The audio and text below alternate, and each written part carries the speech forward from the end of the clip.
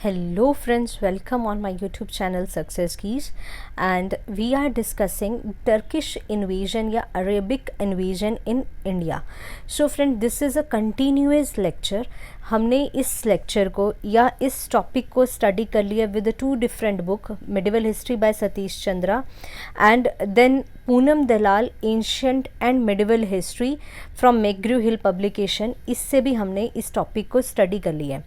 But हम जब कुछ भी हिस्ट्री के अंदर कुछ पढ़ते रहते हैं, जो हम एक बुक में एक पूरा chapter wise word to word lining से पढ़ते हैं, तो हम एक पिक्चर जो दिमाग में ड्रॉ करते हैं वो हमारी क्लियर तब होती है जब हम उसको मैप्स के थ्रू, उन एरियाज़ के लोकेशंस के थ्रू पढ़ते हैं, तो हमें वो ज़्यादा अच्छे से अपने दिमाग में याद रहती हैं.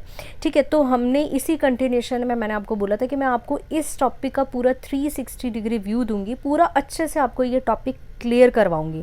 तो इसी टॉपिक के अंदर, इस सीरीज़ के अंदर हम सिर्फ इसको मैप्स में पिक्चर्स के थ्रू इसको स्टडी करेंगे, ताकि आपको पूरी जो इन्वेजन्स हैं या इस्लामिक का जो कैसा फॉर्म हुआ, इस्लाम कैसे फॉर्म हुआ और कैसे पूरा उसका एक्सपैंड हुआ, उसके बारे में स्टडी करेंगे. फिर हम देखेंगे कि वो कैसे कैसे नॉर्थ इंडिया पे रूल करते हैं, कैसे कैसे डिफरेंट डायनेस्टीज़ यहाँ पे टाइम बाय टाइम आती हैं. तो ये सब कुछ हम स्टडी करने वाले हैं. अब यहाँ पे आप देख सकते हैं, ये मैंने एक छोटी सी पिक्चर ली है.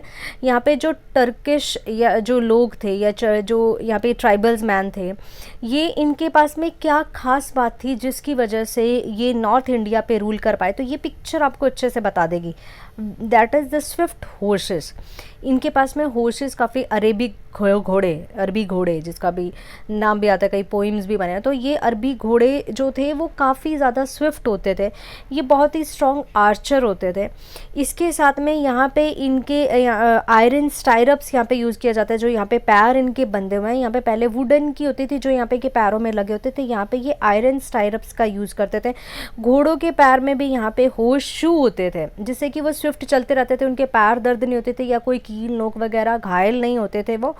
तो ये चीज़ इनके पास में थी, जिसकी वजह से ही ये इनका मेन मोटो क्या होता था, ये आते थे. हमने देखा है कि स्टार्टिंग के जो अरेबिक या जो टर्किश इन्वेडर यहाँ पे आए थे, वो क्या कर रहे थे, सिर्फ यहाँ पे रेड करते थे, प्लंडर करते थे, धन को लूटते थे और वापस चले जाते थे. वो किसकी वजह से? इन्हीं घोड़ों की वजह से. फास्टली आए, प्लंडर किया, चलो जो भी हाथ में मिला नीचे से झुक के उठा के और जब बस चलते बने. तो ये चीज़ें इनके पास में मेन था कि ये that is these are the horses. So और ये काफ़ी स्ट्रॉन्ग, यहाँ पे बोल्ड भी होते थे, काफ़ी मतलब इनको कहते हैं कि ये हार्शनेस, कैसी भी हार्श स्थिति हो तो ये बस घोड़ों पे बैठे रहते थे, चलते रहते थे. मतलब इनका स्टेमिना भी काफ़ी अच्छा था. तो स्टडी करते हैं. सबसे पहले अगर टर्किश को स्टडी करना है, कि इन्वेजन को उनके स्टडी करना है, तो सबसे पहले इस्लाम के एक्सपैंड को स्टडी करना पड़ेगा कि इस्लाम कैसे एक्सपैंड हुआ, कैसे एक्सपेंशन उसकी हुई, कैसे राइज हुआ, फिर एक्सपैंड हुआ, और फिर कैसे ये जो दूसरे लोग इनके साथ में आ रहे थे उनको ये इस्लामिक बनाए जा रहे थे. और फिर जो यहाँ पे हम चलते कि सल्तनत रूल, वो सारे इस्लामिक या मुस्लिम जो रूल है वो इंडिया पे कैसा हुआ. तो सबसे पहले स्टार्ट करते हैं विद दिस. जैसे कि हमने पढ़ा था यहाँ पे पिछले चैप्टर्स में, मैं डिटेलिंग इनकी समझा चुकी हूँ आपको. यहाँ पे सिर्फ आपको मैप्स के थ्रू वो प्लेसेस मैंने दिखाने हैं. जैसे हमने स्टडी किया था कि जो इस्लाम बना था वो किसके through, that is prophet Muhammad ji ने इसे शुरू किया था. ठीक है, तो इनके बाद में इन्होंने यहाँ पे देखा कि मक्का में इनका जन्म हुआ. ये मक्का से मदीना तक, अब आप ये देख सकते हैं कि अरेबियन पेनिसुला है ये, और यहाँ पे ये मक्का से मदीना तक की यात्रा करते हैं. हमने देखा था कि उसमें 200 मील की यात्रा करते हैं, जिसे हिज्र बोला गया था. प्रॉफिट मोहम्मद के द्वारा इसको स्टार्ट किया गया. उसके बाद में जो कैलिफ्स हैं, जो पॉयस कैलिफ जिनको माना जाता है, 4 जो खलीफा उस टाइम पे हुए थे, कैलिफ्स जो हुए थे, तो उन्होंने नॉट अ खलीफा उस टाइम पे जो गवर्नर्स थे उनको बोला जाता था, बट इसी से इन्होंने नाम निकाला अपना कैलिफ. तो 4 जो कैलिफ हुए थे उन्होंने इसको आगे बढ़ाया, जिनके मैंने आपको नाम बताए थे कि अली या अबू बकर, उमर और उस्मान. इन्होंने इसको आगे बढ़ाया था. उसके बाद में जिसे कैलिफ डायनेस्टी भी बोला गया, और उसके बाद में ही इसके बाद में इसको डिफरेंट डायनेस्टीज़ इसको रूल करने लगे, और ये उसके लास्ट में आते आते ये सुल्तान ही अपने आप को, मतलब एक इंडिविजुअल रूल हो गया था डायनेस्टीज़ पे, तो वो अपने आप को सुल्तान बोलने लगे थे.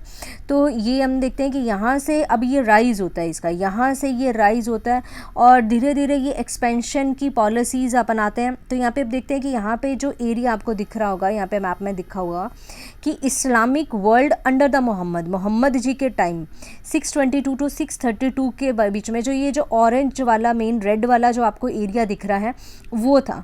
बट जब कैलिफ्स आए थे, पायस कैलिफ, जो 4 कैलिफ आए थे 632 टू 661, इन्होंने काफ़ी इन्हीं के रीजन्स पे एक्सपैंड करना शुरू किया। ये कुरैश ट्राइब्स थे तो ये उसके बाद में जो इन्होंने उनको पुगान मुस्लिम्स जो थे, इनको उनको खिलाफ थे, उनके सारी जगहों पे उनको रेड्स करने लगे, उनको प्लंडर करने लगे और अपने एरिया को एक्सपैंड करने लगे।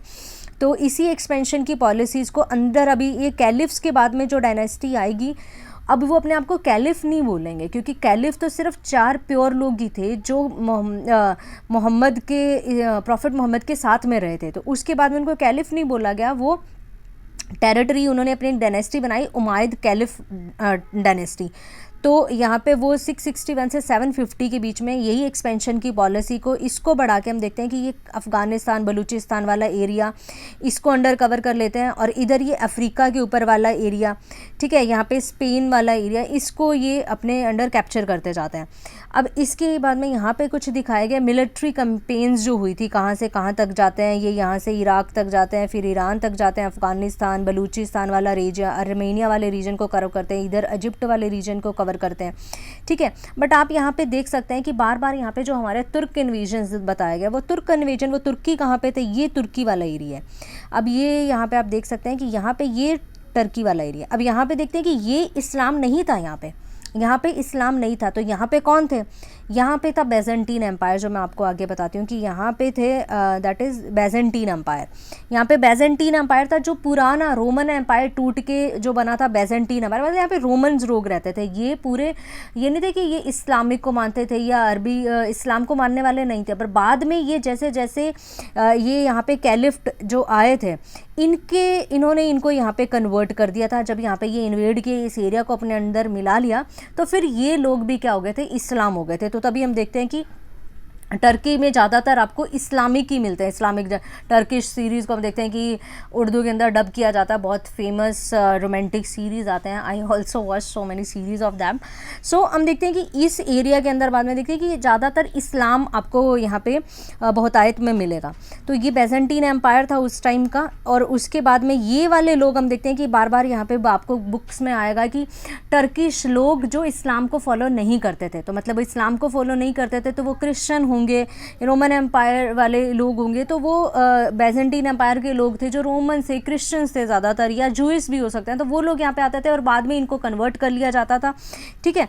तो ये सब, अब यहाँ पे जो था इनकी जो कैपिटल थी, दैट इज़ कॉन्स्टेंटिनोपल, जो अभी यहाँ पे टर्की या इस्तांबुल जो शहर माना जाता है, तो ये यहाँ पे था। नेक्स्ट आते हैं, अब यहाँ पे इस टाइम पे कुछ और भी आप देख सकते हैं कि लाइक ये जो मैप दिया गया है, यहाँ पे बैजेंटीन एम्पायर बताया गया है कि इस एरिया में बैजेंटीन या कॉन्स्टेंटिनोपल ये दिखाया गया, बट यहाँ पे कुछ एरिया ये ब्राउन वाला दिखाया जिसे बोला गया सल्तनत ऑफ रम।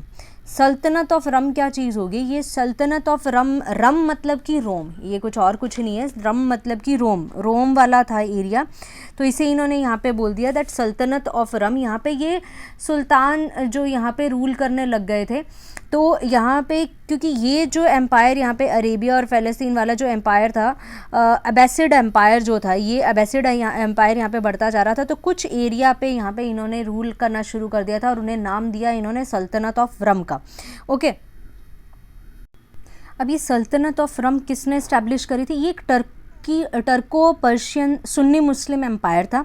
अब ये जो यहाँ पे सेल्जुक टर्क्स जो थे, उन्होंने यहाँ पे बैटल ऑफ मैनीस्केट करी थी 1071 के अंदर, और एनाटोलिया को यहाँ पे कैप्चर करते हुए यहाँ तक आ गए थे और इस एरिया पे इन्होंने रूल किया था। बाद में देखते हैं कि पूरे को ही अपने अंडर कर लेते हैं ये, और यहाँ पे आप देख सकते हैं इन नेक्स्ट, ये देखो द सेल्जुक सल्तनत ऑफ रम, ये सेल्जुक टर्क्स थे जिन्होंने यहाँ पे इस एरिया को बना था। और यहाँ पे ये देखते हैं मंजिकृत, ये जो एरिया था यहाँ पे ये बैटल हुई थी 1071 में, जिसके बाद में ये पूरे इस एरिया को यहाँ पे कैप्चर कर लेते हैं और यहाँ पे नाम ही इसका रख देते हैं ये, ठीक है, सल्तनत ऑफ रम। तो रम मीन्स फ्रॉम रोम से आता है, जो रोमन एम्पायर है उसी से इन्होंने नाम इसको अपना दिया है, ठीक है। अब हमने आपने पढ़ा भी होगा कि सेल्जुक एम्पायर कौन सा था, बुक में हमने अच्छे से इसको स्टडी किया। सेल्जुक एम्पायर जो था 1037 से 1194 के अंदर होता है। अब ये पहले तो खलीफा के वस्सल ही होते हैं, जो कैलिफ्स जो होते हैं, कैलिफ्स के वस्सल होते हैं, उसके फ्यूडेटरी होते हैं, और बाद में ये खुद का अपना साम्राज्य स्थापित करते हैं। अब इसके पहले जो सुल्तान होता है दैट इज़ तुगरिल वन जो होते हैं, और मेन मलिक शाह के टाइम पे इनका काफ़ी ज़्यादा एक्सपैंड होता है। मलिक शाह बनते हैं यहाँ पे 1092 में, और पूरा इसको काफ़ी एक्सपैंड करते हैं, ठीक है। यहाँ पे आप देख सकते हैं इस्लाम का स्प्रेड अब कहाँ पे हो चुका है। ये एरिया किसको बोला जाता है, अरेबिया, इंडिया के अंदर ये पर्शिया, बगदाद वाला एरिया, दमेस्कस, स्पेन, ये सारा अभी जो इनके नाम है वो यहाँ पे दिए गए हैं। और इसके बाद में इससे पहले करने से पहले मैं आपको एक जगह ये बता दूँ यहाँ पे, दैट इज़ दिस। अब यहाँ पे राशिदुन कैलिफेट का नाम आपने बीच में पढ़ा होगा, बुक में मैंने आपको बताया था कि राशिदुन कैलिफेट। अब ये राशिदुन कैलिफेट किसको बोला जाता है, जो 4 पॉइस कैलिफ जो हुए थे स्टार्टिंग में, जिन्होंने यहाँ पे जो प्रॉफिट मोहम्मद के साथ में जो रहे थे, उनको यहाँ पे राशिदुन कैलिफेट का बोला जाता है। और उन्हीं के अंदर जो एम्पायर हुआ वो ये राशिदुन कैलिफेट एम्पायर तो था, ठीक है। आपने देखा होगा कि ये कौन से थे, अबू बकर, उमर, उतबन और अली, इनके टाइम का जो एक्सपेंशन होता है वो यहाँ पे राशिदुन कैलिफेट एम्पायर बनाता है। और यहाँ पे इन्हीं के टाइम पे यहाँ पे होता है ससेनियन एम्पायर या ससेनियन एम्पायर, और इधर बैजेंटीन एम्पायर जो ऑर्थोडॉक्स चर्च वाला रीजन है वो है। फिर बाद में हम देखते हैं कि यही फिर राशिदुन कैलिफेट ये अपना एम्पायर जो है बाद में बाद में जो सेमाइड डायनेस्टी जो आती है इनकी, इसके बाद में ये अपने एम्पायर को काफ़ी ज़्यादा बढ़ा देते हैं। और इनका एम्पायर यहाँ पे उमायद डायनेस्टी के बाद में ये काफ़ी एम्पायर यहाँ पे इसको एरिया के रीजन को कवर कर लेता है, इधर से इस एरिया के रीजन को कवर करता करता इंडिया तक पहुँच जाता है। ये 630 AD का टाइम पीरियड है, ठीक है। और यहाँ पे हम देखते हैं कि अरब कॉन्क्वेस्ट ऑफ पर्शिया के ऊपर कॉन्क्वेस्ट जो होता है 651 AD के अंदर, तो ये देखते हैं कि पर्शियन एम्पायर इस टाइम पे यहाँ पे होता है इंडिया के अंदर। ये पर्शियन एम्पायर है, इधर हमारा इंडिया पड़ा है, ये पर्शियन एम्पायर है, इधर बैजेंटीन एम्पायर चल रहा है, ठीक है। यहाँ पे देख सकते हैं कि यहाँ पे जो ये पर्शियन एम्पायर है ये सैसानिड डायनेस्टी से बोला जाता है, सैसानिड डायनेस्टी। बाद में ये देखते हैं कि ये पूरा कवर कर जाता है सेल्जुक टर्क्स और टर्किश इन्वेजन यहाँ पे होता है। और ये आप देखते हैं कि कैसे क्रोनोलॉजी बाद में चेंज होगी, ठीक है। अब नेक्स्ट हम स्टडी करते हैं अपने टॉपिक से ही जहाँ से हम आगे चल रहे थे, दैट इज़ अभी बात आ रही है, दैट इज़ गज़ानविड एम्पायर। अब गज़ानविड एम्पायर कहाँ तक होता है, गाज़ी के ऊपर अब ये रूल करते हैं, गाज़ी पे अपना रूल करते हैं। तो ये गज़ानविड एम्पायर कहाँ से कहाँ तक होता है और इंडिया में उस टाइम पे क्या चल रहा होता है, ठीक है। तो ये गज़ानविड एम्पायर यहाँ पे इतना बड़ा है, जो हमारा एरिया पाकिस्तान और अफ़गानिस्तान वाला एरिया रीजन ये कवर करते हैं। तो यहाँ पे उस टाइम पे इंडिया में कौन कौन सी डायनेस्टीज़ चल रही होती हैं, तो यहाँ पे तोमर्स हैं, यहाँ पे चाहमना है, सिंध एक अलग है। अब यहाँ पे आप देखते हैं कि ये जब गज़ानविड यहाँ पे आते हैं तो इंडिया के अंदर एक हिंदू जो यहाँ पे हिंदू ही रूल कर रहे होते हैं, जो ब्राह्मण्स यहाँ पे रूल कर रहे होते हैं इस टाइम पे सिंध वाले रीजन के अंदर, तो वो यहाँ पे दिखते हैं। यहाँ पे गुजर प्रतिहार होते हैं, यहाँ पे परमार होते हैं, चंदेलाज होते हैं और ये गढ़वाल होते हैं। और यहाँ पे पालाज ऑलरेडी अपनी जगह बनाए हुए हैं, तो ये आप देख सकते हैं। और बाद में ये बीच में आप में कन्क्वेस्ट करता है, इधर से गज़ानविड आ भी रहे होते हैं, पर ये जो छोटे छोटे राजपूत क्लैंस हैं ये अपने एरिया पे बस अपना होल्ड बना के बैठे होते हैं, भाई हम अपना एरिया तक कवर कर लेंगे, बस बाकियों की हमें कोई टेंशन नहीं है, ठीक है। तो ये यहाँ तक होते हैं। अब यहाँ पे जो फर्स्ट इन्वेजन अभी माना कि कौन सा पहला मुस्लिम जो भारत के अंदर आया था उसको बोलते हैं मोहम्मद बिन कासिम। अब ये कौन से रीजन से आया था, कैसे आया था और क्यों आया था, तो ये माना जाता है कि यहाँ पे इनकी बुक में हमने स्टडी किया था कि दैट इज़ देबल वाला जो रीजन है, यहाँ पे इनके कुछ शिप्स को लूटपाट कर दी जाती है। तो ये कहते हैं कि भाई मैं बदला लूँगा, फिर ये यहाँ पे आते हैं और ये देबल वाले रीजन से यहाँ पे जो उस टाइम पे हिंदू शाही डायनेस्टी यहाँ पे चल रही होती है उस टाइम पे यहाँ पे सिंध में, जिसमें जहाँ पे एक बार इनको सिंध डायनेस्टी को चाचा डायनेस्टी भी बोला जाता है। तो ये एक ब्राह्मण डायनेस्टी होती है जिसको चाच जो यहाँ पे पहले यहाँ पे रूल करते हैं, उसके बाद में चंदर और उसके बाद में आता है राजा दाहिर।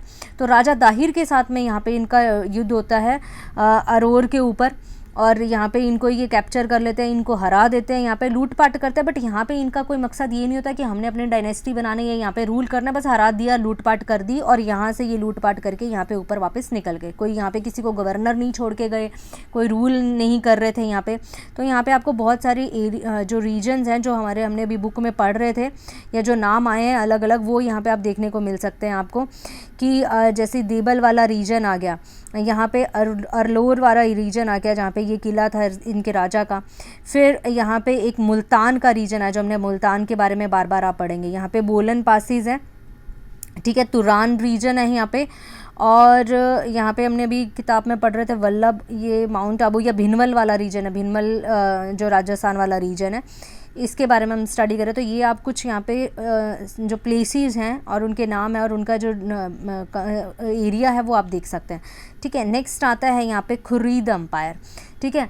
तो मोहम्मद गोरी वाला ये टाइम पीरियड आ गया, खुर्रीद एम्पायर। अब ये पूरा एम्पायर स्थापित करते हैं, वो कोई एम्पायर स्थापित नहीं करते, सिर्फ रेड्स करते हैं, लूटते हैं और चले जाते हैं। बट ये यहाँ पे अपना एम्पायर स्थापित करते हैं। अब खुर्रीद के अंदर हमने पढ़ा था कि यहाँ पे ये गजनी वाला रीजन को तो कवर कर ही लेते हैं, और उसके साथ साथ ही ये इधर आप देखते हैं कि इनका क्या हुआ था कि यहाँ पे एक जो एम्पायर था, हम आगे बढ़ेंगे कि कौन सा एम्पायर था, ये काफ़ी ज़्यादा स्ट्रॉन्ग हो चुका था। तो ये खुर्रीद एम्पायर ने सोचा कि भाई इधर एक्सपेंशन करने की बजाय इधर इंडिया की तरफ एक्सपैंड किया जाए तो ज़्यादा फ़ायदा होगा हमें, क्योंकि ये इंडिया की वेल्थ को देख के काफ़ी प्रभावित थे, क्योंकि ट्रेड काफ़ी अच्छा चलता था, यहाँ पे काफ़ी अच्छा ट्रेड होता था।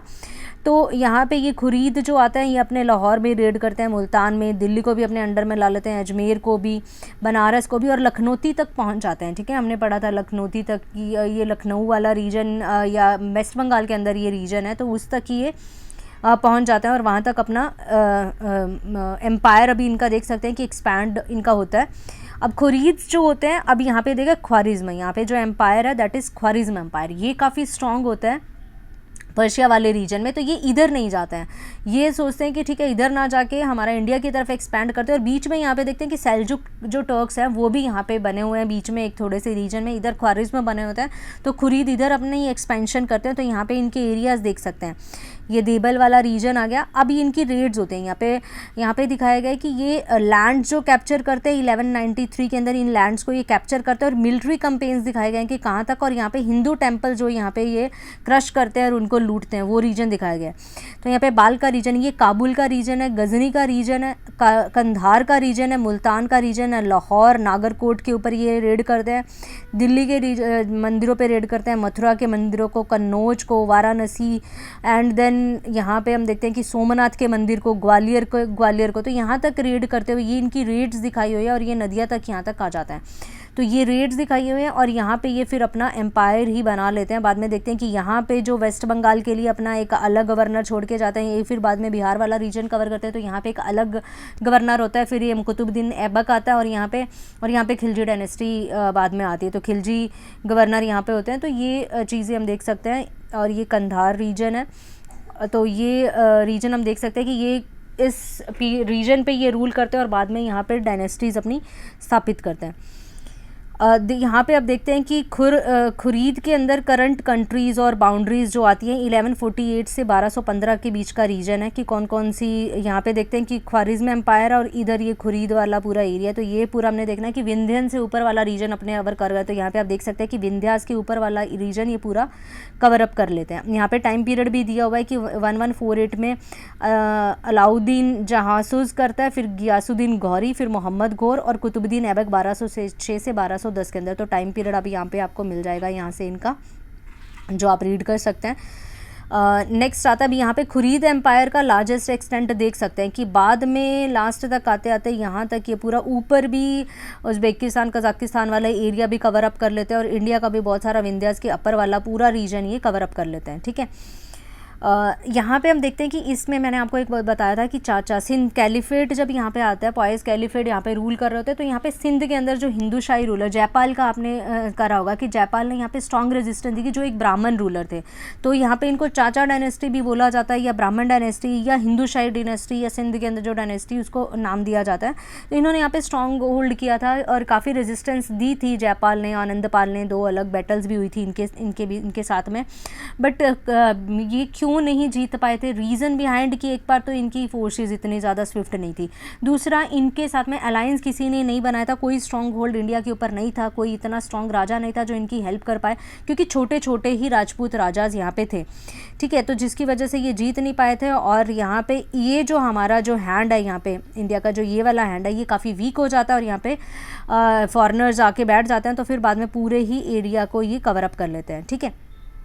यहाँ पे आप देख सकते हैं यहाँ पे अब्बासिड कैलिफेट है और उसके बाद में ये सिंध वाला रीजन, और यहाँ पे डिफरेंट जो एरियाज़ हैं चल रहे हैं अराउंड अब्बासिड कैलिफेट के बीच में 750 CE का यहाँ पे ये ग्राफ दिया हुआ है। अब उसके बाद में हम देखते हैं कि ये गौरी के टाइम पे जो मेन बैटल जो हुई थी पृथ्वीराज चौहान के साथ में, जिसे बैटल ऑफ तराइन बोले जाता है, तो ये पृथ्वीराज चौहान कहाँ पे रूल कर रहे थे उस टाइम पे, ये दिल्ली, अजमेर और महोबा वाला रीजन है। इस रीजन को पृथ्वीराज में काफ़ी बड़ा एरिया था इनके पास में, और फिर इनकी बैटल होती है बैटल ऑफ तराइन, जो काफ़ी इंपॉर्टेंट बैटल मानी जाती है हिस्ट्री के अंदर, जो एक टर्निंग पॉइंट थी इस्लामिक रूल का इंडिया के अंदर। और ये दो जो फर्स्ट 2 बैटल्स होती हैं, एक 11191 और दूसरी 192 के अंदर ही होती है। किस एरिया को लीजर को जो हम पढ़े थे यहाँ पे टैबर हिंदा रीजन, जो बठिंडा वाला रीजन है, उसको लेके हुई थी ये बैटल।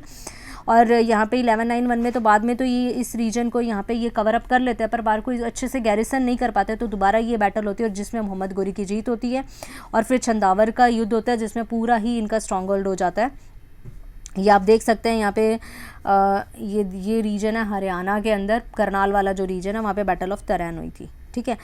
तो यहाँ पे आप देख सकते हैं कि गजनविड एम्पायर इनकर्शन एम्पायर नहीं है ये, गजनविड इनकर्शन कहाँ तक हुई थी और खुरीद की इनकर्शन कहाँ तक हुई थी। तो खुरीद ने तो पूरा एरिया ही कवर अप कर, गजनविड यहाँ तक आते थे, लूटते थे, वापस चले जाते थे, ठीक है। तो ये काफ़ी, और उसके बाद में हम देखते हैं कि ये पूरा रीजन ही कवर अप, और उसके बाद में ये अपने गवर्नर्स बना देते हैं। तो उसके बाद में ममलूक डायनेस्टी या स्लेव डायनेस्टी के बारे में पढ़ते हैं, जो कुतुबुद्दीन ऐबक से स्टार्ट हुई थी, तो वो उसको हम नेक्स्ट लेसन में स्टडी करेंगे।